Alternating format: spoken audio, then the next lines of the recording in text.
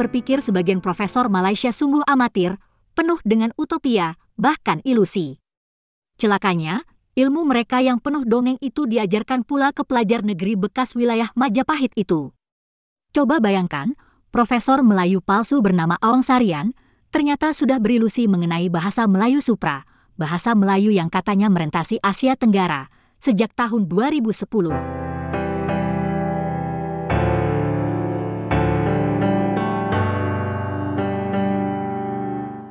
Pemikiran serupa disampaikan lagi di Universitas Gadjah Mada pada tahun 2019.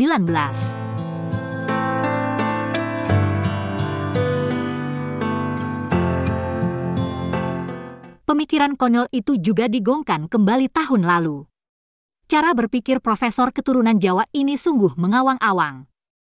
Betapa tidak mudah, bahkan mustahil memaksakan bahasa Melayu yang tak baku di Asia Tenggara, karena setiap negara memiliki nasionalisme berbeda. Mungkin dia membayangkan Malaysia sebagai negara adidaya, penguasa Asia Tenggara, yang bisa dengan mudah mendikte Indonesia, Thailand, Singapura, dan Filipina.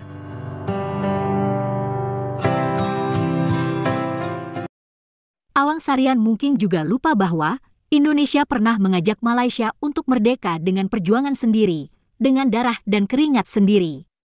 Tapi, orang Melayu Malaysia memilih menunggu pemberian kemerdekaan dari Inggris. Kini setelah negara Indonesia berdiri kukuh, dan bangsa Indonesia makin kuat, kaum Melayu Malaysia, kok tiba-tiba mengajak bersama-sama membentuk satu bahasa. Sungguh terlambat bro, kemana saja selama ini?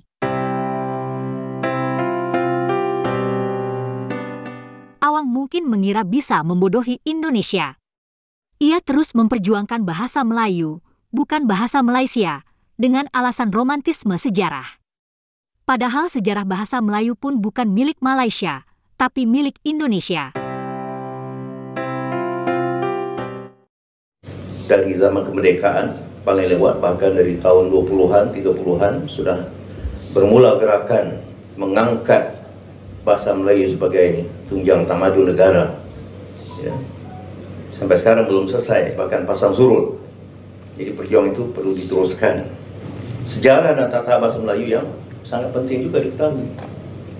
Ada sebagian orang yang beranggapan bahasa Melayu ini bahasa yang baru, maka itu digunakan istilah bahasa Malaysia. Kalau bahasa Malaysia itu artinya hanya bermula pada tahun 1963. Itu sejarah bahasa Malaysia. Kalau istilah itu digunakan. Sedangkan bahasa Melayu sudah muncul sekian lama.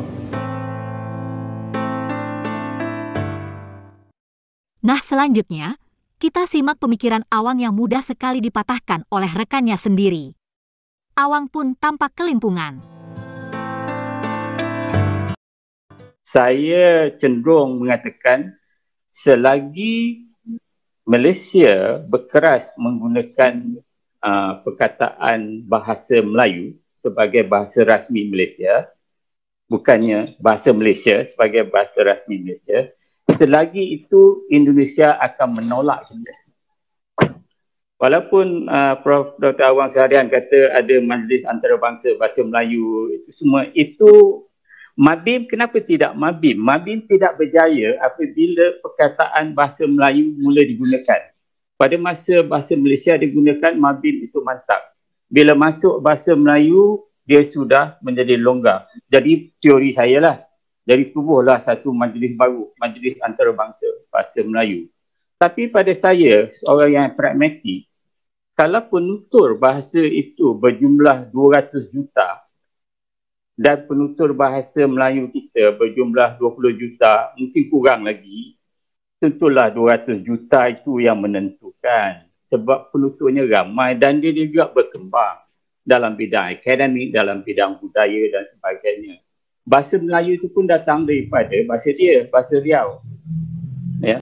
Jangan terlalu taksub dengan kemelayuan itu. Apa ada pada nama, ya tukar saja nama itu, ungkapan bahasa Melayu kepada bahasa Malaysia. Sedangkan itu sudah, keputusan itu sudah pun dibuat oleh kabinet tetapi tidak dipatuhi. Kenapa? Kenapa terlalu taksub dengan nama bahasa Melayu? Hingga sekarang, Malaysia memang masih bingung soal bahasa. Nah, dalam hal ini, bangsa Indonesia memang jauh lebih cerdas. Bahasa Indonesia terus berkembang karena bahasa Indonesia menjadi bahasa negara. Itu kalau kita hanya berbicara bahasa Melayu saja, maka itu adalah satu dari 718 local language di Indonesia.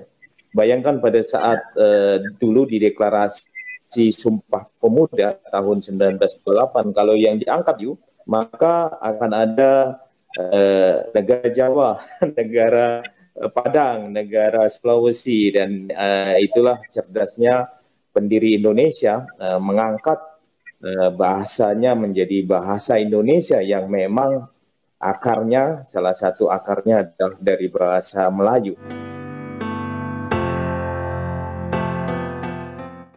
Dalam urusan bahasa dan kebudayaan, Indonesia sudah tidak ada masalah lagi. Hal ini pun sudah ditegaskan dalam konstitusi. Status bahasa Indonesia amat terang benderang. Posisi bahasa daerah, termasuk bahasa Melayu di Indonesia juga amat jelas. Coba kita bandingkan dengan Malaysia, yang masih kebingungan mengenai kebudayaan dan bahasa mereka. Bahasa kebangsaan Malaysia adalah bahasa Melayu, tapi bahasa lain masih diperbolehkan. Inilah masalahnya. Dan Islam sebagai tonggak penting itu ialah asas budaya kebangsaan. Yang antara bahasa yang saya nak menekankan ini kerana ini tanggung jawab kita bersama.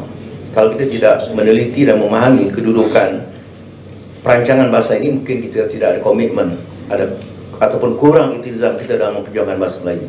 Ini sudah diperundang-undangkan dalam perlembagaan. Inilah namanya taraf bahasa Melayu, meletakkan bahasa Melayu sebagai bahasa kebangsaan.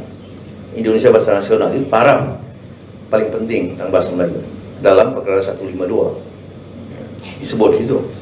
Tapi saya nak menyebut pecahan A itu, tiada seorang pun boleh dilarang atau dihalang daripada menggunakan atau daripada mengajarkan atau belajar apa-apa bahasa. Sangat liberal, sangat terbuka. Tak seperti bahasa Indonesia yang siap mendunia, bahasa Melayu boleh dibilang telah gagal sebagai bahasa resmi, gagal sebagai bahasa ilmu, apalagi bahasa persatuan.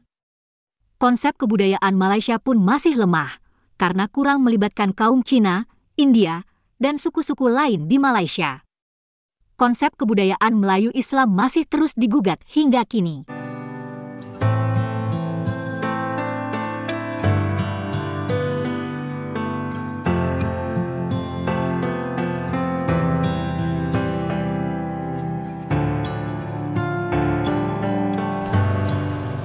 Terima kasih ya teman-teman sudah menonton video. Semoga bermanfaat dan sampai jumpa lagi.